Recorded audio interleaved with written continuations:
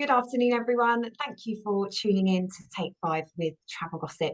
We are a little bit later than normal today as we are joining Tony live from Yosemite, Mariposa County. Hi, Tony. How are you?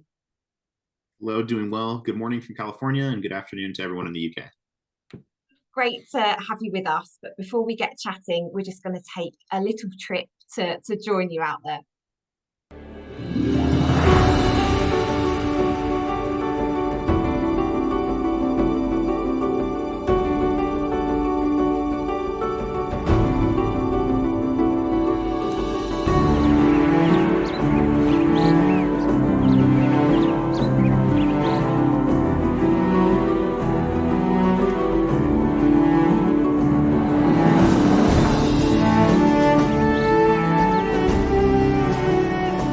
Wow, what a beautiful part of the world you are in, Tony. Thanks again for joining us. How are you?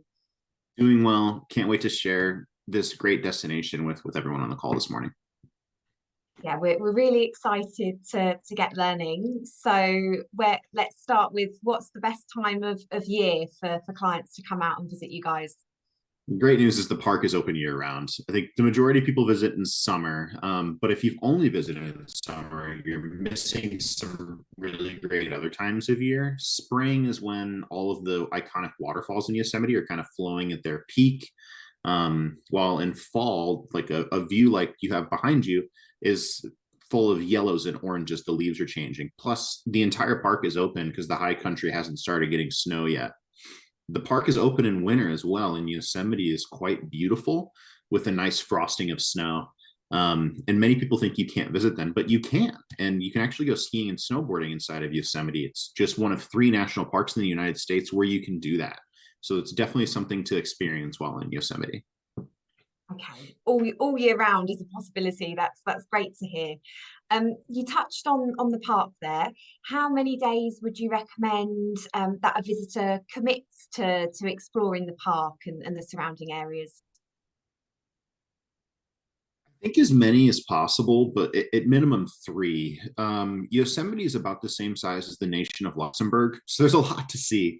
I'd say dedicate one day to Yosemite Valley. That's where it looks like you are in your background there. It's a stunning place, and you really need a full day to feel like you've seen it really well. And then spend a day exploring a grove of giant sequoias like Mariposa Grove, or go to a high country area like Tuolumne Meadows and see some of those high Sierra peaks and alpine lakes that are just so beautiful that many people miss if they just go to Yosemite Valley. And then spend that third day outside the park, kind of experiencing some of the authentic gold rush culture in Mariposa County and some of the really adorable mountain towns, like the one behind me, Mariposa. Oh, fab. Some great itinerary recommendations there for us. I know our agents like to recommend some hidden gems to their clients. What can you share with us today, Tony? There are many. Yosemite is such a large place, and so many people go to just one or two areas in Yosemite. So there's a lot of places that you can go where you can feel like you're having your own connection with Yosemite that many aren't. I mentioned Mariposa Grove of giant sequoias, but there's actually two other smaller groves of sequoias in the higher country areas, what we call northern Yosemite. That would be the Merced Grove of giant sequoias and the Tuolumne Grove of giant sequoias. Those are actually kind of, I don't want to say secrets, but many people don't go to those, so you can have a really interesting experience with Yosemite there. Oh, incredible. They'll be noting those down now, I'm sure. So after all of that exploring, where would you recommend people stay? I think everyone wants to stay in Yosemite National Park, and for obvious reasons. But there's good news because it can be hard to get lodging there, and it can be a little expensive in off season for some people. So I would say take a look outside the park in towns like Mariposa, where there's some brands like a Best Western. In El Portal, which is a town just outside the western entrance, there's two really great properties there. There's Cedar Lodge and Yosemite View Lodge, as well as a number of vacation rentals. And in the town of Fish Camp, there's a great property called Tenaya at Yosemite, which it's a full service resort. It's got a spa on site. They lead tours into the park, so it's kind of like a full service experience. And it's a great place to stay. Oh, Oh, brilliant. Thank you. Some great suggestions there.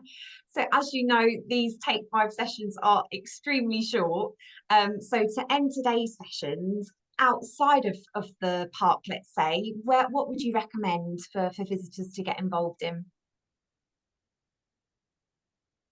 Definitely slow down and spend some time in the gold rush towns outside of Yosemite. The town of Mariposa, which is pictured behind me, is placed fourth in a USA Today contest this year for best small town culture.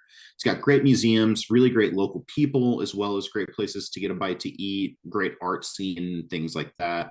The town of Coulterville to the northern area of the park, that is a protected town in itself, super historic. And it was named this past year by Reader's Digest as the friendliest town in America. So definitely something worth seeing and going and meeting some authentic locals to California's Sierra Nevada. Oh, what a great note to end on. Yeah, we must visit the friendliest town. Can't miss that one out. Thank you so much for joining us today, Tony. It's been great finding out more about Yosemite. We are sharing your website so that agents can now go and explore more themselves. And we've also got your contact details if they wish to send you any questions. So thanks again and hopefully see you again soon. Great. Thanks for Yeah, watching, thank you. guys. And looking forward to talking with people. Take care. Bye bye. Bye.